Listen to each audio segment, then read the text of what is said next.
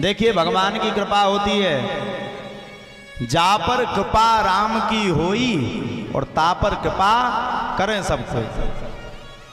जिसके ऊपर भगवान की कृपा हो वह व्यक्ति जीवन में पवित्र हो सकता है। भगवान तो भगवान है, ईश्वर तो माया रूपी है, ये माया है जगत की। भगवान प्रत्यक्ष कला दिखा रहा है। भगवान कलकाल में प्रकट होकर के प्रत्यक्ष कला नहीं दिखा रहा है, किसी जीव के अंतर आत्मा में बैठ करके भगवान अपनी कला का निरूपण कर रहा है, वही भगवान। बस हमारे मन में निश्चय होना चाहिए, मन के हारे हार है, मन के जीते जीत, मन ही मिलाए राम से ओ मन ही करत फजी। हमने भी कभी जीवन में सोचा था, हमने भी कभी जीवन में अपने विचार किया था, हम भी कथा करेंगे। हमें भी अपने जीवन में बड़ा शौक था, कथाकारों को हम देखते थे, बड़े प्रसन्न होते थे। और आज पहली बार भगवान की कृपा से इस पवित्र भूमि में संकट मोचन सरकार पर दूसरी बार दास को कथा कहने का सौभाग्य प्राप्त हो रहा है। करने वाला भगवान है, देने वाला भगवान है, रखने वाला भगवान है और खिलाने वाला भगवान है। बस खाना खुद बनाओ, अब ऐसा नहीं सभी भगवान पे छोड़ दो। देखो कहा गया कर्म प्रधान, प्रधान क्या है? जीवन में कर्म है। एक हमने अपने चेला से कह दिया, भैया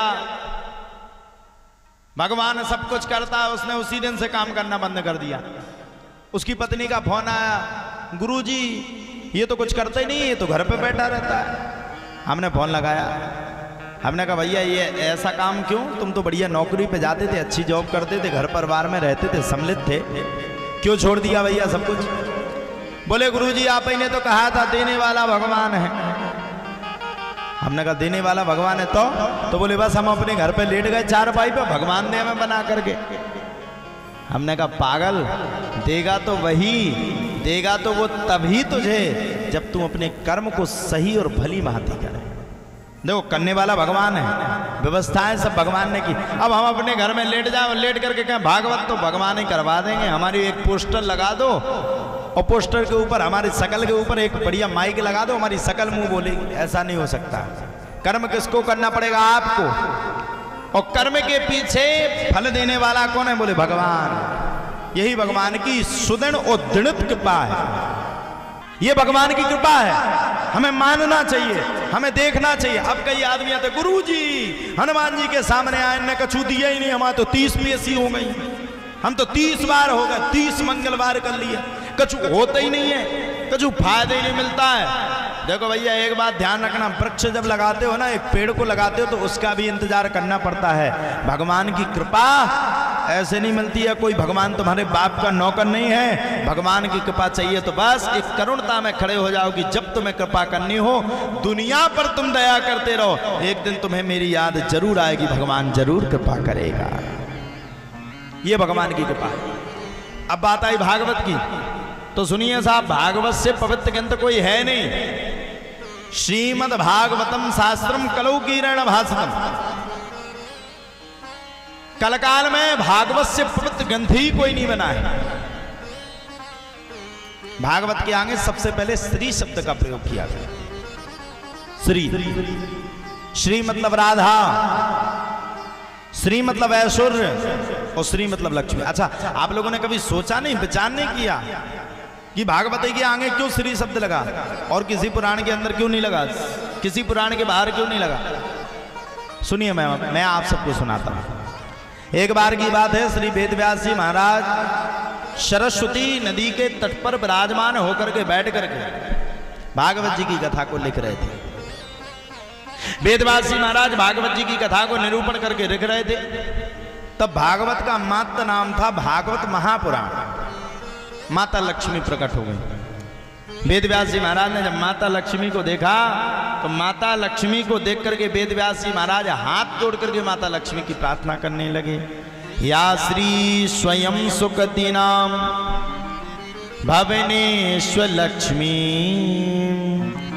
पापात्मनां कृतिधेयां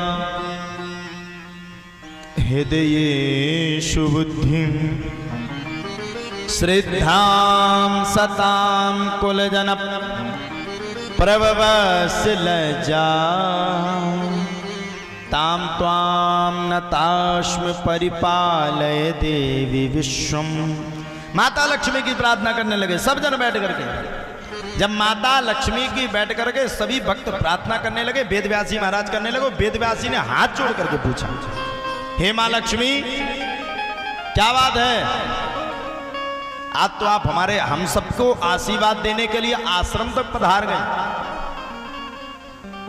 और मेरे लायक कोई सेवा हो तो आप आदेश करिए। माता लक्ष्मी ने कहा, वेदव्यास जी महाराज हमने सुना है तुम हमारे पति की कथा को लिख रहे हो। पति की कथा को यानी कि भगवान विष्णु की कथा को। भगवान विष्णु की कथा यानी भगवान कन्हैया की कथा। भगवान की कन्हैया की कथा का मतलब यदुवंशियों का वर्णन। तुमने सब कुछ किया अच्छा है, भागवत लिखी अच्छी है, पुराण को लिखा अच्छा है, लेकिन तुमने भागवत में मेरा नाम कहीं नहीं लिखा। वेदव्यास जी महाराज कहते क्या बात करती हो मैया, भागवत में आपका नाम ना हो तो फिर किसका नाम? भागवत के अंदर एक एक शब्द में माता आपका नाम लिखा गया है। अब बताओ साहब,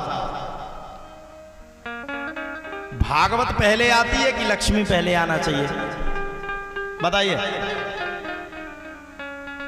पहले लक्ष्मी चाहिए कि भागवत?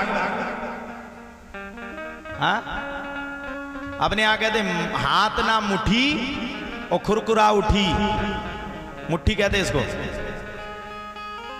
पहले किसकी जरूरत है? भागवत करने से पहले पहले दाम की जरूरत, पैसा की जरूरत। पैसा नहीं होगा तो डस्ट कहां से डलाओगे? पैसा नहीं होगा बैनर कहां से छपाओगे? पैसा नहीं होगा इतनी व्यवस्थाएं कैसे खड़ी करोगे? तो बोले पहले किसका नाम लिया? लक्ष्मी का। और जब लक्ष्मी आ गई, जब अपन ने जाकर के टेंट वाले को दे दिया, साउंड वाले को दे दिया, अलान फलान ढकान सब व्यवस्थाएं कर दी, तब प्रभु का आगमन हुआ। अरे माता लक्ष्मी ने क्यों रखा अपने पास ये वाला पावर? माता लक्ष्मी ने लक्ष्मी का पावर आगे क्यों बढ़ाया? क्योंकि माता लक्ष्मी कलयुग की सभी स्त्रियों को उपदेश दे रही हैं कि सभी स्त्रियों का कर्तव्य होना चाहिए कि पति के आने से पहले हमें अपने घर को सजा करके तैयार रख देना चाहिए। पति के लिए हमेशा तैयार खड़ा रहना चाहिए। ये माता लक्ष्मी का कर्तव्य है। ये भागवत जो कथा हो रही है, ये माता लक्ष्मी के पति स्वयं भगवान विष्णु की कथा हो रही है। लेकिन माता लक्ष्मी ने अपना कर्तव्य निभाया। सबसे पहले माता लक्ष्मी आ गई। माता लक्ष्मी ने सभी कार्यों को पूर्ण कर दिया। सब कुछ हुआ, सब व्यवस्थाएं हुई, सब पूरा मंच सज गया। माता लक्ष्मी ने कहा, वेदव्यास जी महाराज ये तो बात गड़बड़ है, कुछ समय के बाद कलयुग आने वाला है और कलयुग में पंखन को जमानो आओ ने, जनरेटर चलने सूखा डीजल चाहो ने। तो बोले क्या करो जाए? बोले भैया कलयुग में तो एक काम करो, कलयुग में मुँह पछाई ना रखो, कलयुग में मुँह सबसे आगे रखो। हम सबसे पहले पहुंच करके कलकाल में व्यवस्था करेंगे। और कहा जाता है जहां पर भागवत की कथा होती है वहां पर माता लक्ष्मी आकर के भरपूर सहयोग करती हैं। यही भागवत का सही स्वरूप है। इसीलिए वेदव्यास जी महाराज ने बिना विचार करते हुए भागवत के आगे श्री शब्द का प्रयोग कर दिया और श्री शब्द लिख दिया। अब श्री के बाद कौन सा शब्द आया? माँ। माँ मतलब मद।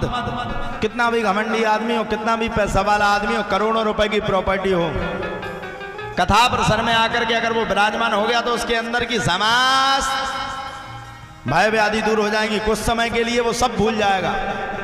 मद का दूर होना। श्री माता, दा मतलब दया प्रकट होना। बैठ करके कथा को सुन रहे हैं, ये दया है। मन लग रहा है, ये दया है। आनंद आ रहा है, ये दया है। आनंद में और परमानंद आ रहा है, ये महादया है।